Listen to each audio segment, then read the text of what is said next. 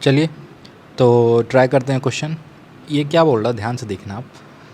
अगर आप कंस्ट्रेंट से सोचोगे तो ये अगर ए एक्सेलेरेशन से इधर मूव करेगा तो इसको भी ए से मूव करना होगा। क्यों? क्योंकि ये सिंगल स्ट्रिंग है, ठीक है। तो यहाँ से अगर ए से स्ट्रिंग रिलीज़ होगा तो ये कौन, यहाँ से यहाँ की दूरी तो फिक्स है, मतलब ये स्ट्रिंग इसको मिल रहा हो, ठीक है। तो हम सिंपली लिखते हैं कि ये ए एक्सेलेरेशन से इधर मूव कर रहा और ये ए से नीचे जा रहा, ठीक है। फ्री बॉडी डायग्राम बना लें। इस पे इधर टेंशन टी और इस पे इधर टेंशन टी, सेम स्ट्रिंग है देखो थ्रू आउट, तो टेंशन क्या रहेगा इसमें, सेम रहेगा, ठीक है। और इधर फोर्स बनाने की वजह से ज़रूरत तो नहीं है इस ब्लॉक के लिए, बट बना लेते हैं। ये नॉर्मल और नीचे mg, ठीक है, और इसका नीचे mg, तो 1 × 10 दैट इज़ 10। तो पहले इसके लिए लिखते हैं नीचे को माइनस मानते हुए, ठीक है। तो आप इक्वेशन लिखोगे ऊपर प्लस नीचे 10 बराबर मास इंटू एक्सेलेरेशन। नीचे को माइनस मानना है इसलिए माइनस साइन लगा रहे हैं। तो आप लिख सकते हो 10 - t is equal to mass into acceleration 1, ठीक है। अब ध्यान से देखो इसके लिए इसी डायरेक्शन को प्लस ले लो आप, इस डायरेक्शन को, ठीक है। तो इसके लिए इक्वेशन आप क्या लिखोगे, t is equal to mass into acceleration, तो 1 × a, ठीक है। तो t बराबर a,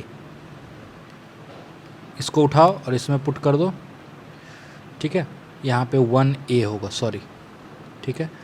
तो इसमें पुट करो तो t बराबर भी क्या है a और ये भी a, तो 10 इक्वल टू 2a, a बराबर 5 मीटर पर सेकेंड स्क्वायर, ठीक है। तो अब टेंशन का वैल्यू क्या आ जाएगा, मैग्नीट्यूड वाइज ये भी 5 ही होगा, तो आपका टेंशन हो जाएगा 5 न्यूटन, यही पूछ रहा है ना। तो ये सवाल आपका हो गया, ठीक है। चलिए तो क्वेश्चन नंबर 31 क्या बोल रहा है कि इसमें इसका एक्सेलेरेशन बताना है और क्लैम्प पे जो फोर्स लगा रहा है पुली उस पर भी बात करेंगे, ठीक है। उनमें बारी बारी बात करते हैं हम लोग।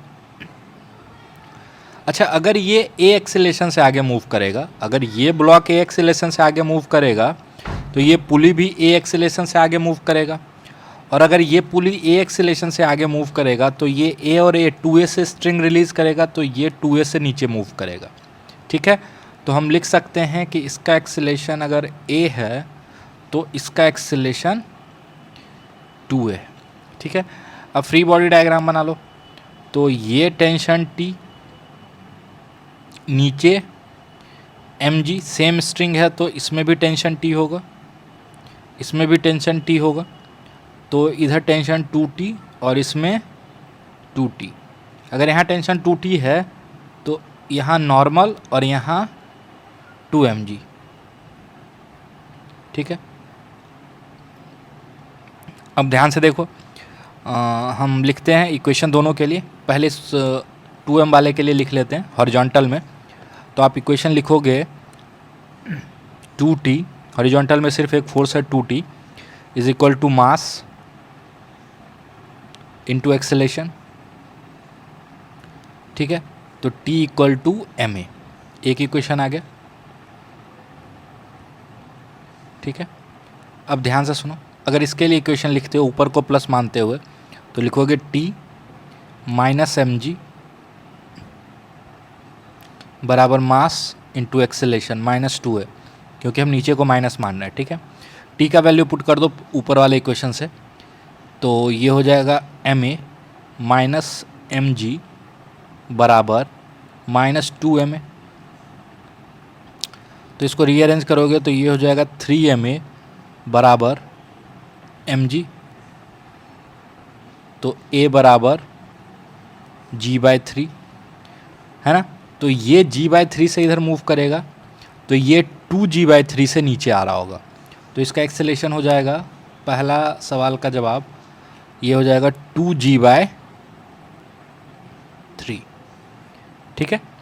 अब देखो क्या बोल रहा है, टेंशन इन द स्ट्रिंग, तो इसमें पुट कर दो वैल्यू, तो टेंशन का वैल्यू हो जाएगा मास इंटू g/3, 3, तो स्ट्रिंग में टेंशन हो जाएगा mg/3।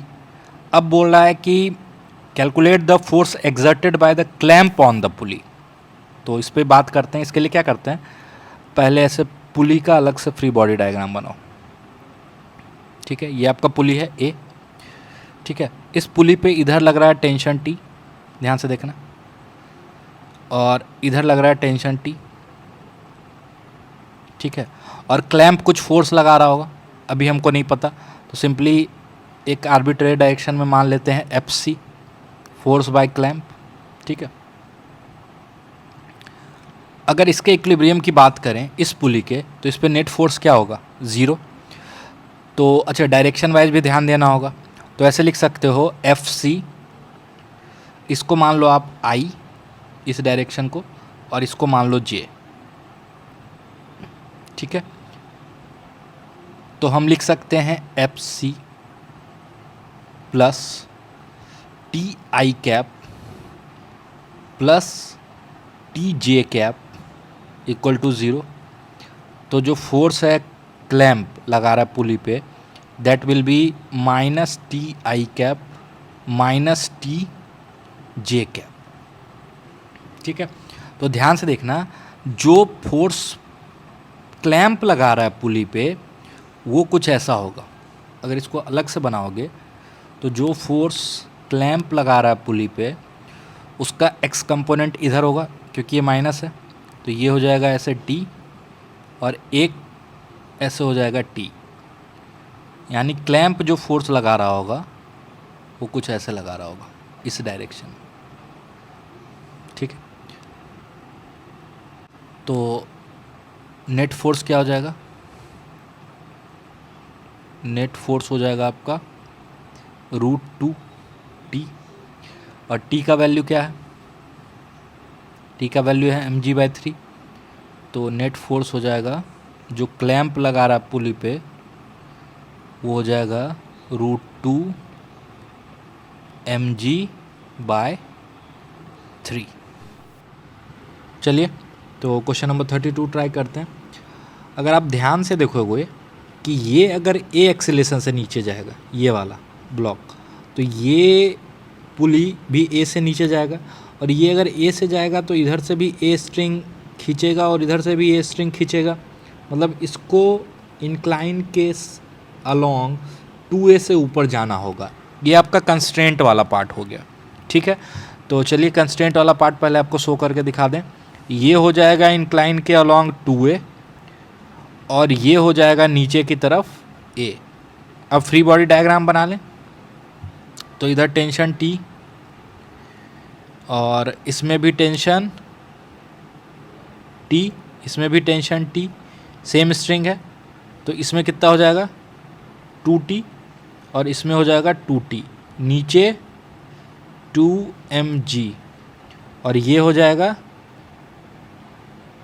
mg। ठीक है, अब ध्यान से अगर आप देखो तो इसके लिए एक्सिस हम ऐसे चूज करते हैं ब्लॉक के लिए, ये x ये y। क्यों? क्योंकि हमको पता है कि ब्लॉक का एक्सेलेरेशन इंक्लाइन के परपेंडिकुलर नहीं होगा, तो एक एक्सिस तो ऐसे चूज करना बेस्ट हो जाएगा। जो भी एक्सेलेरेशन है वो x के अलोंग, इंक्लाइन के अलोंग है, इसलिए इसको हम क्या मान लिए, x। अब दोनों के लिए अलग अलग इक्वेशन लिखते हैं।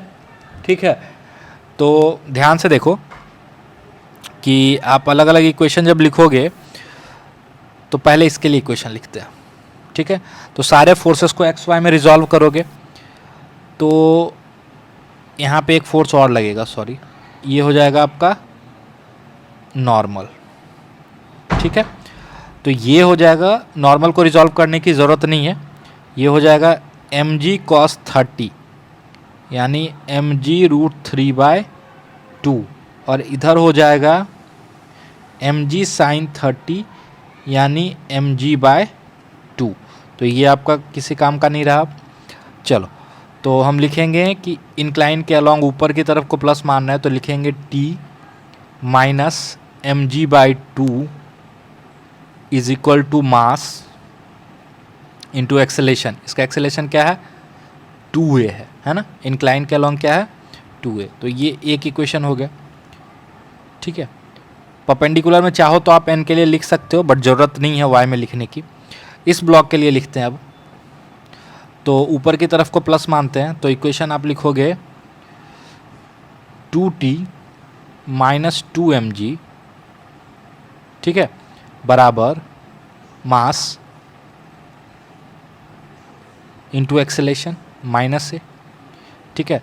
तो आप इसको सॉल्व कर सकते हो, 2 को कैंसिल कर दो, तो यहाँ से आ जाएगा t बराबर mg माइनस ma, ठीक है। t का ये वैल्यू इसमें पुट कर दो, ठीक। तो यहाँ हो जाएगा mg minus ma minus mg/2 equal to 2ma, ठीक है। अब अगर आप इसको सॉल्व करते हो तो ये हो जाएगा mg/2 बराबर 3ma, ठीक है। m से m कैंसिल आउट कर दो, तो a बराबर हो जाएगा g/6, ठीक है। अब आपसे पूछ क्या रहा है कि एक्सेलेरेशन ऑफ ब्लॉक m, तो ये अगर g/6 से नीचे जा रहा है,